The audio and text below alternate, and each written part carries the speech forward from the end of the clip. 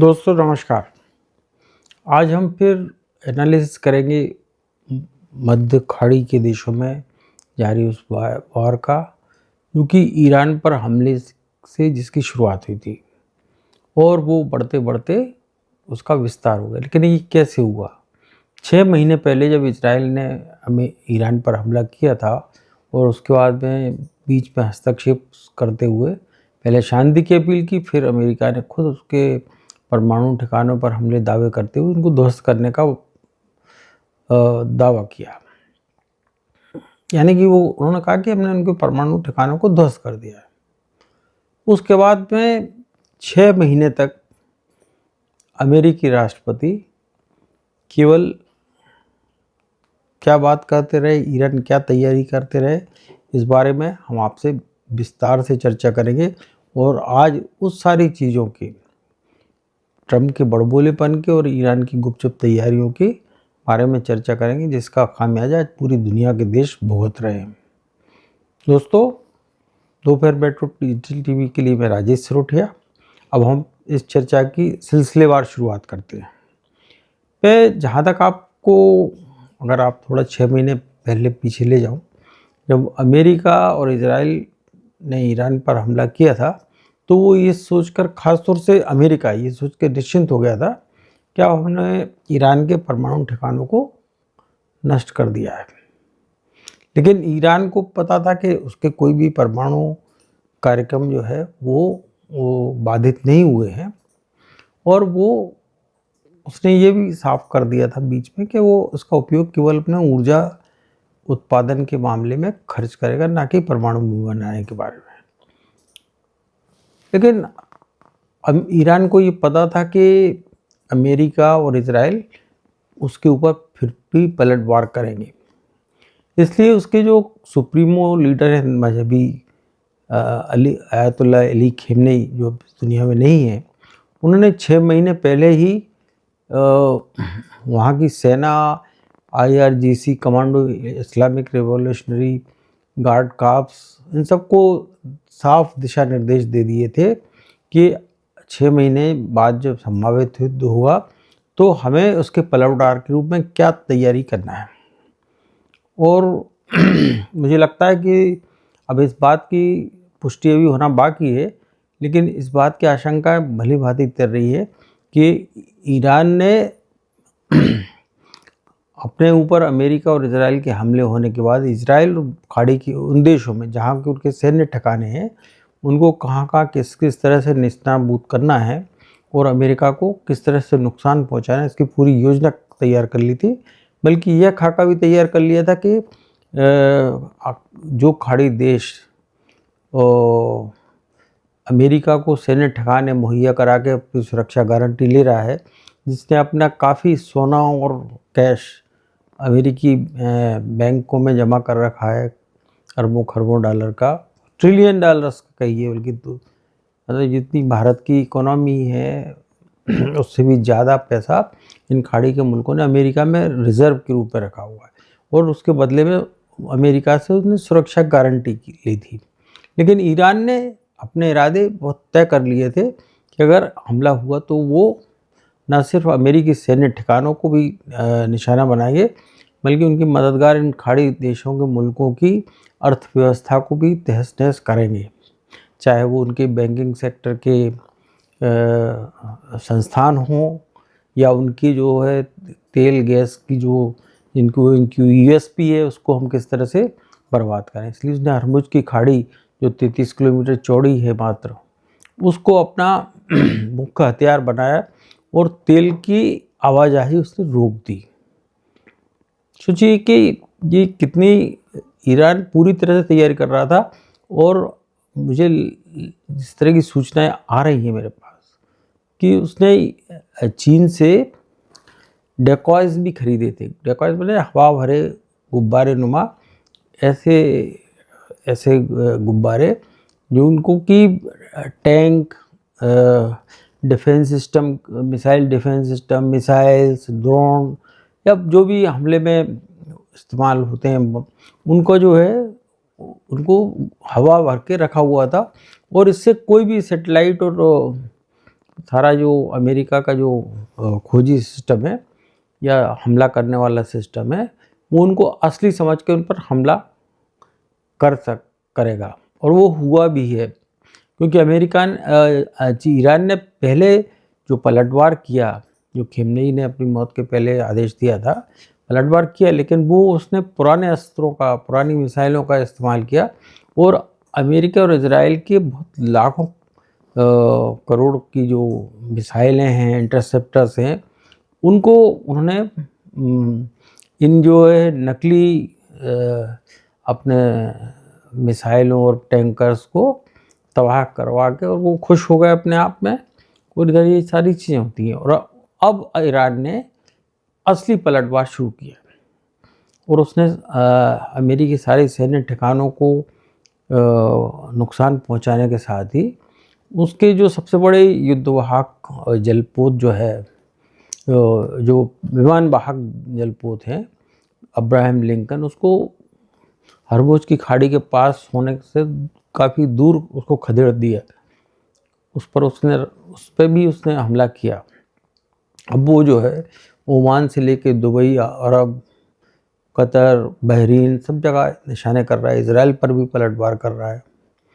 तो आप कहना चाहिए कि मुझे लगता है कि ईरान की जो गुपचुप तैयारियां चल रही थी, उसके बीच में एक चौंकाने वाली बात ये भी सामने आई है कि अमेरिका ने जिस तरह से अपने पेंटागन, जो कि उनकी सुरक्षा रक्षा मंत्रालय का भाग है, उस पेंटागन का जो एक थिंक टैंक है, उसके लिए ईरान पर हमले की रणनीति बनाने के लिए जिस तरह से तैयारी करने को कहा था, उन्होंने अब ये खुलासा हुआ है कि करीब पिछले साल मतलब दिसंबर जनवरी के आसपास करीब 93 अरब डॉलर खर्च कर डाले। उनमें उन्हें खाने पीने, मौज मस्ती, पियानो खरीदने और ये सारे चीज़ों पर बेहद खर्च किया। कुछ ज़रूरी सैन्य उपकरण जो होते हैं उन पर तो वो वाजिब भी था, लेकिन फर्नीचर भी खरीद, ऐसी चीज़ गैर जरूरी, आइसक्रीम बनाने वाली, उनको स्टोर करने वाली मशीनें, मछलियाँ, बड़ी भारी महंगी कीमत की मछली, केकड़े और सब सारे क्या क्या, जैसी जो रिपोर्ट्स आ रही है अमेरिका से कि वो रणनीति बनाने के प्रति उतना गंभीर नहीं थे हमले की, जितने कि बचाव और पलटवार के लिए ईरान तैयार था। और आज उसी चीज़ का खामियाजा अमेरिका भी भुगत रहा है, अमेरिकी राष्ट्रपति भी भुगत रहे हैं। और वो जो है झल्लाहट की स्थिति में कुछ भी बेतुके बयान देते रहते हैं। आज उन्होंने अपने ट्रुथ सोशल मीडिया का जो ट्रुथ है, वो एक्स पर अपने वो एलन मस्क से अपनी दुश्मनी के चलते ट्रम्प जो है एक्स पर अपने विचार व्यक्त नहीं करते, वो ट्रुथ पर बोलते हैं। और उसमें उन्होंने बड़ा ऊँचा कहा कि जब भी युद्ध होता है और तेल के दाम बढ़ते हैं तो अमेरिका तो बहुत बड़ा तेल उत्पादक देश है, तो उसको तो फ़ायदा होता है। लेकिन बाद में फिर वो ने ये भी कहा कि नहीं, हमारी चिंता सिर्फ मुनाफा कमाने की नहीं है, हम चाहते हैं कि ईरान की परमाणु क्षमता को हम नष्ट कर दें ताकि देश और दुनिया को एक सुरक्षा की गारंटी मिल सके।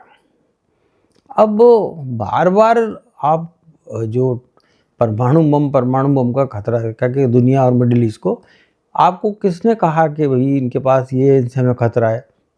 जो आप सबसे ज़्यादा खतरा जो है, इसके बारे में अमेरिका से लेकर सारी सैन्य एजेंसियां जो है देशों की गुप्तचर एजेंसियां सतर्क रहती हैं कि कहीं पाकिस्तान अपने परमाणु बमों को की टेक्नोलॉजी किसी अमेरिका इजराइल के दुश्मन देश को ना दे दे। ये चिंता वो नहीं कर रहा है जिसके पास में एलानिया तौर पर परमाणु बम है, लेकिन वो ईरान जो कह रहा है कि हमारे पास है ही नहीं, हम ऊर्जा के लिए उपयोग कर रहे हैं, उसके बारे में आप बात कर रहे हैं। यानी कि आपका निगाहें कहीं और है, निशाना कोई है। आपकी निगाहें जो है उसके ईरान के विशाल तेल भंडार पे, जो कि दुनिया का तीसरा सबसे बड़ा तेल उत्पादक देश है।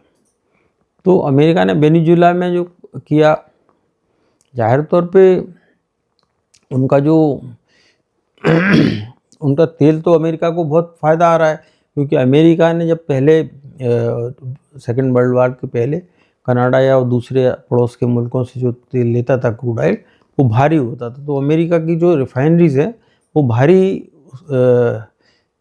तेल को रिफाइंड करने के लिए बनी हुई है। इसलिए अमेरिका में जो उत्पादित कच्चा तेल है वो दूसरे देशों को बेचता है, और ये जो है उनसे भारी तेल जिन देशों को बनता है वहाँ बुलवा के उसको बेचता है, और उसी के बाय प्रोडक्ट के रूप में गैस, LNG, CNG, अपना LPG सब चीज़ें निकलती हैं और वो सारा होता है। तो अमेरिका कारोबार कर रहा है या इस कारोबार के लिए युद्ध कर रहा है, अब ये बड़ी बातें बड़ी वो हो रही हैं। लेकिन ये बात साफ है कि दुनिया, मिडिल ईस्ट के देश भी अब ये सोचने में विवश हो गए हैं, क्या उन्होंने अमेरिका से सुरक्षा की गारंटी के बहाने अमेरिका में जो निवेश करके गलती तो नहीं की, उनको सैन्य ठिकाने बनाने की गलती तो नहीं की। कतर ने तो साफ कर दिया कि भैया हम शांति चाहते हैं, आप तो अपना बुरिया बिस्तर सैन्य साजो सामान का यहाँ से समेटो और आप यहाँ से निकलो और हमें शांति से रहने दो। और पूरे खाड़ी मुल्क अब नई तरह से रणनीति पर विचार कर रहे हैं कि ईरानी हमलों से कैसे बचें और अमेरिका से हटकर अपनी सुरक्षा के क्या उपाय करें और किस पर निर्भर रहें या खुद अपने आत्मनिर्भर बने।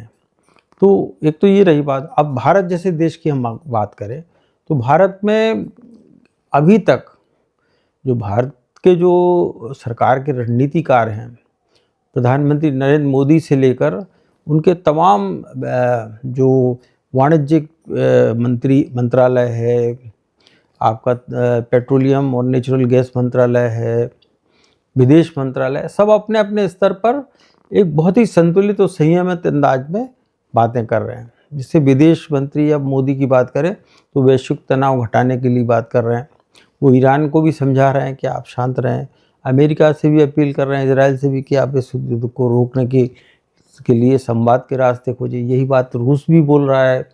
दूसरी तरफ भारत की चिंता मिडिल ईस्ट में 90 लाख से ज़्यादा लोगों को फंसे हैं उनकी भी है, उनकी सुरक्षा की भी, इसलिए वो खाड़ी के देशों को भी समझा रहे हैं। और उसने अब हरमुज की खाड़ी से जो खबरें आई थी कि वो राज़ी हो गया है, कहीं ईरानी मीडिया से भी आता कि हाँ वो राज़ी हो गया है हरमुज के रास्ते से भारतीय टैंकरों को निकालने के लिए। लेकिन एक आधी मालवाहक जो है तेल लेकर मुंबई आज पहुँचा, गुरुवार को पहुँचा है। और करीब 70% जो जितना करीब 85% जो तेल हम खाड़ी के देशों से आयात करते थे उसमें से करीब 70% उसने दूसरे रास्ते से बुलाया। वो थोड़ा महंगा जरूर पड़ रहा है लेकिन उसकी 2-4-6 दिनों में उसकी खेप भी आ जाएगी, जिससे कि जो जिस तरह की भारत में कृत्रिम संकट खाद का खासतौर से LPG को लेकर बनाया जा रहा है वो दूर हो जाएगा। और जिस तरह से लोकसभा में अगर हरदीप पुरी पेट्रोलियम मंत्री ये बयान दे रहे हैं कि अभी हमारे पास में किसी को घबराने की ज़रूरत नहीं, हमारे पास में diesel, petrol, aviation fuel, kerosene, आपका LPG सबका सुरक्षा काफ़ी भंडार है। और उसने रशिया से रेड सी के लाल सागर के जरिए जो करीब 3 करोड़ बैरल का समझौता कर लिया, तो लगातार उसकी आवक भी हो रही है। तो यानी कि जो जितना उसके 20 टैंकर अभी फंसे हुए हैं, यानी कि जो जिस तरह के दावे किए जा रहे थे कि हरमुज की खाड़ी में भारत को इजाज़त मिल गई, तो नहीं, ऐसा नहीं लगे। 20 टैंकर क्यों फंसे होते हैं? 20 टैंकर भारत के हरमुज की खाड़ी के बाहर बने या फारस की खाड़ी में फंसे हुए हैं। और समस्या ये कि कतर कितने जल्दी अपना, चूँकि उसने अपना स्टैंड ले लिया अमेरिका से हटके, तो अब कोई ईरान से उसके खतरे की इतनी संभावनाएं, आशंकाएं नहीं रही है। उसको अपना जो अल्फान करके जो सबसे बड़ा विश्व का LPG गैस संयंत्र है उसको चालू कर दे और दूसरे रास्ते से उसको भेजना शुरू कर दे तो सारी समस्याएं का हल हो सकता है। क्योंकि युद्ध तो बहुत जल्दी रुकने की बात नहीं हो रही है। जिन अली खेमनेई के मारे जाने के बाद जो उनके बेटे मोत्तवा खेमनेई, इनके बारे में कहा जा रहा था वो गंभीर रूप से घायल हैं, वो कुछ करने या कोई नया आदेश देने की स्थिति में नहीं है। तो आज उनका भी एक बयान जारी हुआ, हालांकि वो सार्वजनिक रूप से सामने नहीं आए हैं, लेकिन उन्होंने बयान जारी करके साफ कहा कि जो ईरान को, जिन्होंने ईरानियों को मारा है, उनका हम जवाब ज़रूर देंगे। हरमुज की खाड़ी से 1 लीटर तेल भी नहीं निकलने देंगे। ये भी कहा कि मध्य खाड़ी के देश जो अमेरिका को मदद कर रहे थे या जो कर रहे हैं उनको हम बख्शेंगे नहीं। तो उन्हें अपने इरादे साफ कर दी कि वो अब जंग जो है कब रोकना है ये ईरान तय करेगा, अमेरिका नहीं करेगा। प्रकारांतर से बात यही है। और ट्रंप जो है अपने व्यापार की बातें करने लगे हैं और वो दिलासा दे रहे हैं कि हम जल्दी युद्ध रुकवा देंगे, सब चीज़ें हालात सामान्य हो जाएंगे, दुनिया को शांति मिल जाएगी। जबकि किसी भी देश ने अमेरिका से ये कहा ही नहीं, इजराइल को छोड़कर। इजराइल ने भी कोई परमाणु ठिकाना नहीं, इजराइल का डर जो है उनके मिसाइल से है, तो उनका लक्ष्य सीमित था। लेकिन ये परमाणु के लिए क्या भाई आप ईरान के परमाणु उसको ठिकानों को नष्ट कर दो हमला करके, ताकि दुनिया को शांति मिल जाए। तो भाई अपने आप पूरे दुनिया के खलीफा बनने की कोशिश क्यों कर रहे हैं? और आपने अनावश्यक जो हमला करके ईरान पे एक ऐसा अपने आत्मघात कर लिया है, न केवल आत्मघात बल्कि अपने मित्र और जो अपने आपके सारे जो देश हैं जो कि आपसे उम्मीद लगा के रखते हैं, उनको आपने एक कठिन अर्थव्यवस्था के दौर में धकेल दिया है। तो अब इन चीज़ों का निदान तो तब निकलेगा जब वो ईरान ने जो शर्तें रखी युद्ध रोकने की, या तो अमेरिका वो मान ले या पीछे हट जाए, वो अपने सैन्य ठिकाने वहाँ से हटा ले, अपने युद्धपोत वापस ले ले। और इजराइल तो हालांकि पीछे नहीं हटेगा, क्योंकि इजराइल ने तो अब ईरान के साथ ही जो उसके जो मिलिशिया ऑर्गेनाइजेशन है, प्रॉक्सी ऑर्गेनाइजेशन है, मिलिशिया है, हिजबुल्लाह, इनके ठिकानों को बहुत भयानक हमले शुरू किए हैं। आज दक्षिणी लेबनान में उन्होंने जहाँ पे हिजबुल्लाह के ठिकाने हैं उन पर ज़बरदस्त गोलाबारी की है और बम बरसाए हैं, जिसमें कि करीब 2/3 से ज़्यादा महिलाएं और बच्चे मारे गए। जबकि इजराइल का दावा है कि उनने वहाँ पर हिजबुल्लाह का जो कमांडर था, जो कि कुर्दिश सेना की रणनीतिकार है, उसको मार डाला है, लेकिन उसकी पुष्टि कोई कर नहीं रहा है। उधर ईरान ने इस बात की भी बात कर दी कि खेमनेई की पत्नी, जिनके बारे में कहा था कि वो भी हमले में मारी गई है, उनके बारे में कहा है कि वो जिंदा है। तो अब जो चीज़ें हमारे आपके सबके सामने आ रही हैं वो बहुत सारी खबरें नहीं हैं, उसमें प्रोपेगेंडा बहुत ज़्यादा है। तो हमें अब इस युद्ध का जो माहौल चल रहा है, एक बार चल रहा है मैदान में, हवा में, और एक बार चल रहा है मीडिया में। और मीडिया के जरिए जो है खबरों से ज़्यादा प्रोपेगेंडा चलाए जा रहे हैं, जो आगे चल के सही साबित नहीं होते हैं। और उससे कुल मिला के एक समाज में, देशों में भय फैल रहा है। उसी के चलते जो है अफरा तफरी मची है, गैस सिलेंडरों के लिए लाइन लग गई, डीजल पंपों पर जो है पेट्रोल किसान जो है डीजल इकट्ठा करने लगे अनावश्यक। और ये सारी चीज़ें इस पैनिक कंडीशन में क्या होता है कि फिर वो मांग और आपूर्ति का जो गैप है वो बढ़ने लगता है और फिर किल्लत सही से खड़ी होती है। तो इस समय सबको शांति और धैर्य से अपने राष्ट्र के जो मुखिया हैं उनकी और उनके कारिंदे हैं, उनके रणनीतिकार हैं, उन पर भरोसा करना चाहिए और किसी भी तरह के अज्ञात भय का शिकार होकर ऐसे कदम नहीं उठाना चाहिए जो आपको और भी ज़्यादा मुसीबत में धकेल दे। मित्रों, आज के वार एनालिसिस में सिर्फ इतना ही। आपको ये वीडियो अच्छा लगा हो तो कृपया से लाइक करें, शेयर करें, सब्सक्राइब करें, हमसे जुड़े रहें। फिर किसी नए अपडेट के लिए, फिर नए मुद्दे के साथ आपके सामने हाजिर होंगे। तब तक के लिए नमस्कार।